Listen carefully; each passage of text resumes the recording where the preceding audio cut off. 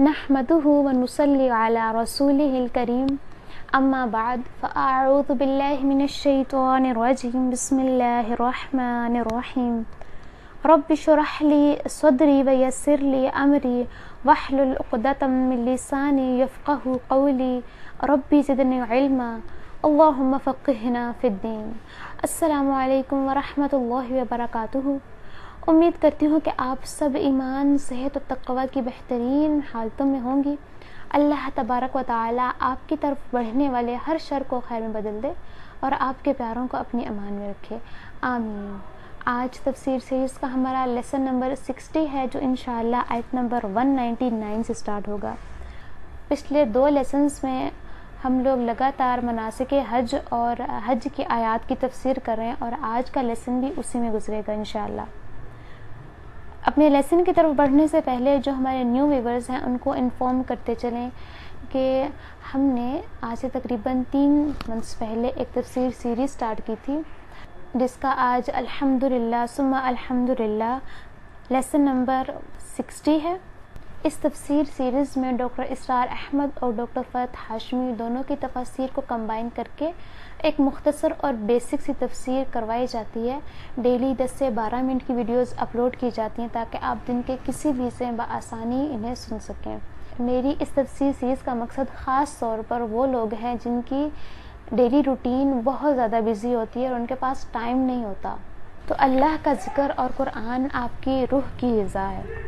जब तक आप अपनी रूह को ग़िज़ा नहीं देंगे, आपकी रूह भूखी रहेगी और आहिस्ता आहिस्ता वीक होती जाएगी। आप पर शैतान हावी होना शुरू हो जाएगा। जिस तरह आपके जिस्म को खुराक की ज़रूरत होती है, इसी तरह रूह को अल्लाह के ज़िक्र की ज़रूरत होती है। तो डेली दिन में कम से कम 10 से 12 मिनट आप अपनी रूह को ग़िज़ा तो फराहम कर सकते हैं, अपने आखिरत के लिए वक्त निकाल सकते हैं, अपने ईमान के लिए, ताकि आपका ताल्लुक़ अपने रब से, अपने खालिक व मालिक से, जिसने आपको इतनी नेमतों से नवाजा, उससे मजबूत हो जाए। आप उसका कुर्ब हासिल करें ताकि आप पर उसकी रहमतें और उसकी नेमतें बरसती रहें, आपके दिल पुरसुकून हो जाएं। ये दुनिया की मुश्किलात और आजमाइशें आपको इफ़ेक्ट ना करें। आप इस दुनिया की परेशानियों को अल्लाह की आजमाइशें समझने लगें और इन्हें हंसी हंसी सब्र के साथ गुजार दें, जैसे सहाबा कराम ने गुजारी। उन पर क्या क्या मुसीबतें नहीं आईं, उन्होंने क्या क्या मुश्किलात नहीं झेली। उनके बच्चे उनसे छीन लिए गए, मियाँ बीवी अलग हो गए, माँ बाप ने घर से निकाल दिया, सलाखें, लोहे की सलाखें गर्म करके उन्हें लगाई गईं, तपती रेत पर उन्हें लिटाया गया। उन पर ये सारी मुश्किलात का कोई असर नहीं हुआ, क्योंकि उनके दिल ईमान के नूर से मुनव्वर थे, उनका ताल्लुक़ अल्लाह से मजबूत था। एक मुसलमान होने के नाते अल्हम्दुलिल्लाह आखिरत पर तो सबका ईमान है ना, कि हमने रोज़े क़यामत जाकर अल्लाह को जवाब देना है। हम सब ये चाहते हैं ना कि जिस तरह सहाबा कराम के दर्जात हैं वैसे ही हमारे भी दर्जात हों। तो सिर्फ चाहने से दर्जे नहीं मिलते, कुछ करने से मिलते हैं। आपको बहुत ज़्यादा नहीं तो दिन में थोड़ा सा टाइम, 10 मिनट, 20 मिनट, आधा घंटा अपने लिए, अपनी रूह की ग़िज़ा, अपनी रूह को ग़िज़ा फराहम करने के लिए निकालने पड़ेंगे, वरना इस दुनिया की मुश्किलात और इस दुनिया के मसाइल तो ख़त्म ही नहीं होते।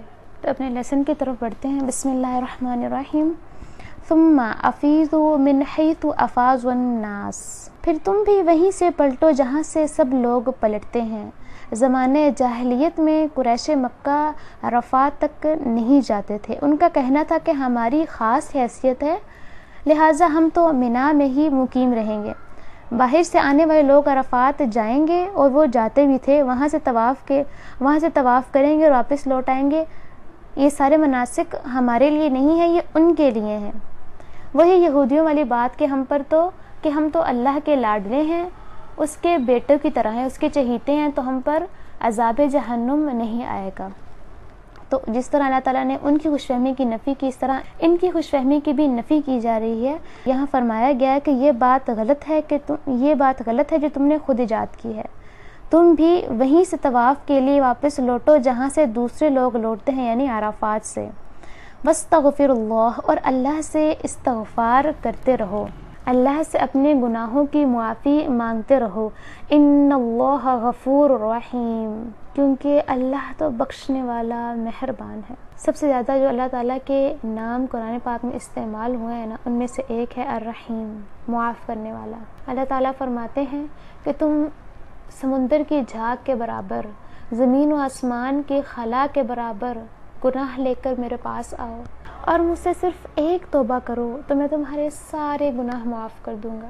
وہ ذات جو ہمیں دن رات نعمتوں سے نواز رہی ہے، ہم اس کی نعمتوں کا شکر ادا کرنا تو دور، الٹا ناشکریاں کرتے ہیں اور اس کی نافرمانیاں کرتے ہیں، اس کی طے کردہ حدود کو پامال کرتے ہیں، حد سے تجاوز کرتے ہیں۔ تو پھر ہم جیسے لوگ کیا زوال کے مستحق نہیں ہیں؟ پھر بھی وہ بار بار کہتا ہے کہ ان اللہ غفور الرحیم، کہ اللہ تعالیٰ بخشنے والا مہربان ہے۔ تم پلٹنے والی کرو تو صحیح، لوٹو تو صحیح، اللہ کی طرف رخ تو کرو، اس غفلت کی زندگی سے منہ تو موڑو۔ تم دیکھو گے کہ وہ تمہیں کس سکون سے نوازتا ہے۔ سب سے بڑی دولت دل کا سکون ہے، یاد رکھیے گا۔ پیسہ، دولت، شہرت، اونچے اونچے عہدے، بڑی بڑی گاڑیاں، کوئی چیز آپ کو سکون نہیں دے سکتی۔ سکون دینے والی ذات یہ اللہ کا کلام، اس کا قرآن ہے۔ الا بذکر اللہ تطمئن القلوب، خبردار دلوں کا سکون اللہ کے ذکر میں ہے۔ بسم اللہ الرحمن الرحیم۔ فَإِذَا قَضَيْتُم مَّنَاسِكَكُمْ، اور جب تم اپنے مناسک حج ادا کر لو، فَاذْكُرُوا اللَّهَ كَذِكْرِكُمْ آبَاءَكُمْ، تو تم اللہ کا ذکر کرو جیسے تم اپنے آباء و اجداد کا ذکر کرتے رہتے ہو، او اشد ذکرا، بلکہ اس سے بھی زیادہ شدت سے اللہ کا ذکر کرو۔ یعنی 10ویں ذی الحجہ کو جب افعال حج سے فارغ ہو جاتے ہو اور مینا میں قیام کرتے ہو تو اس دوران اللہ کو خوب یاد کیا کرو، جیسے تم زمانہ جاہلیت میں اپنے آباء و اجداد کو یاد کیا کرتے تھے، بلکہ اس سے بھی بڑھ چڑھ کر۔ ان کا قدیم دستور تھا کہ حج سے فارغ ہو کر 3 دن مینا میں قیام کرتے اور بازار لگاتے۔ وہاں میلے کا سما ہوتا جہاں مختلف قبائل سے شعراء اپنے قبیلوں کی نمائندگی کرتے تھے اور اپنے اپنے آباء و اجداد کی عظمت بیان کرتے تھے۔ اللہ کا ذکر ختم ہو چکا تھا۔ فرمایا کہ جس شدت سے تم اپنے آباء و اجداد کا ذکر کرتے تھے، اب اسی شدت سے بلکہ اس سے بھی زیادہ شدت کے ساتھ تم اللہ کا ذکر کیا کرو۔ فَمِنَ النَّاسِ مَن يَقُولُ رَبَّنَا آتِنَا فِي الدُّنْيَا وَمَا لَهُ فِي الْآخِرَةِ مِنْ خَلَاقٍ، لوگوں میں سے وہ بھی ہیں جو کہتے رہتے ہیں کہ اے ہمارے رب ہمیں دنیا میں دے دے، اور ایسے لوگوں کے لیے پھر آخرت میں کوئی حصہ نہیں۔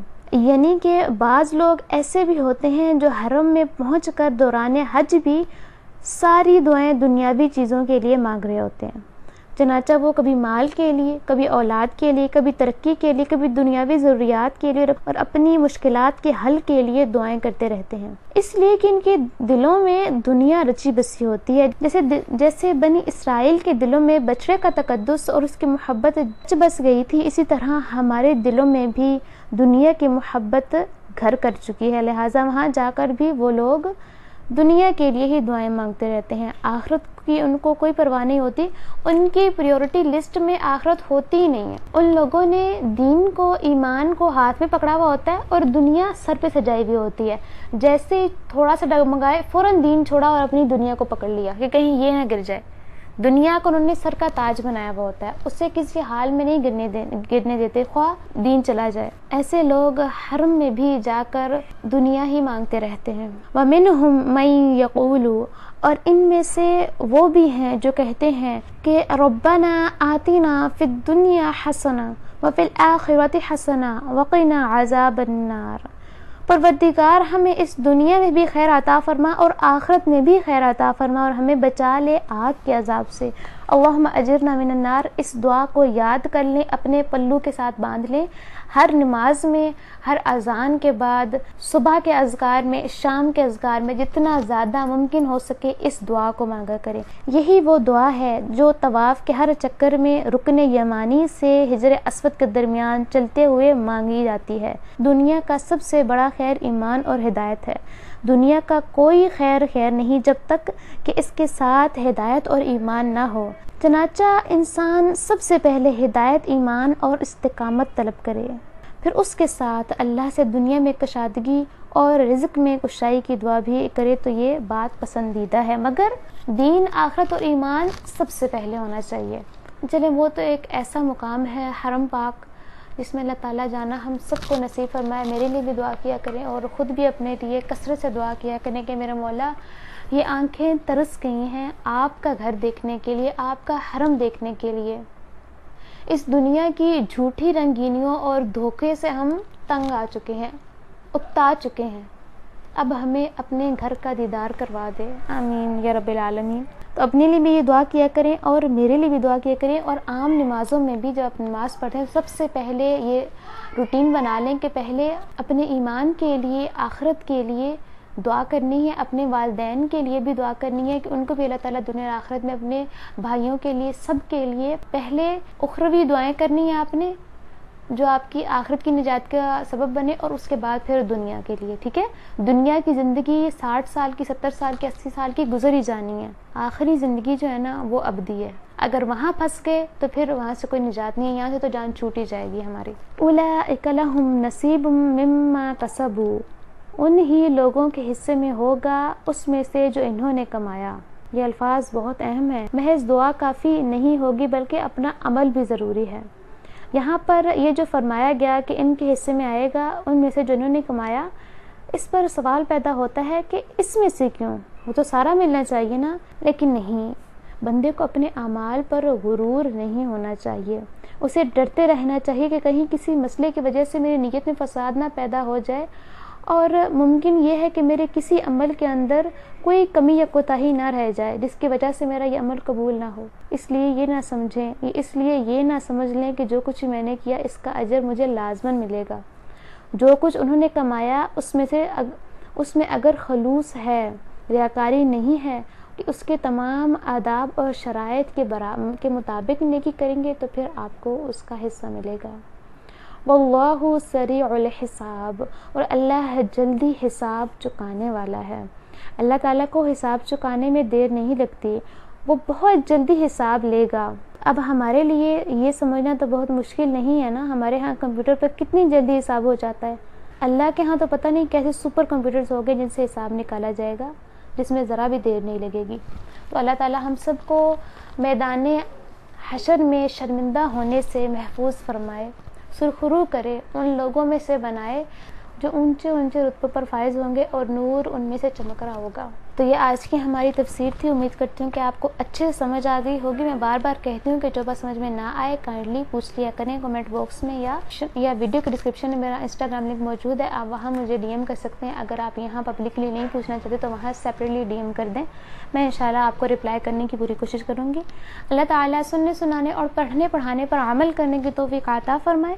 وآخر دعوانا ان الحمد للہ رب العالمین۔ السلام علیکم ورحمۃ اللہ وبرکاتہ۔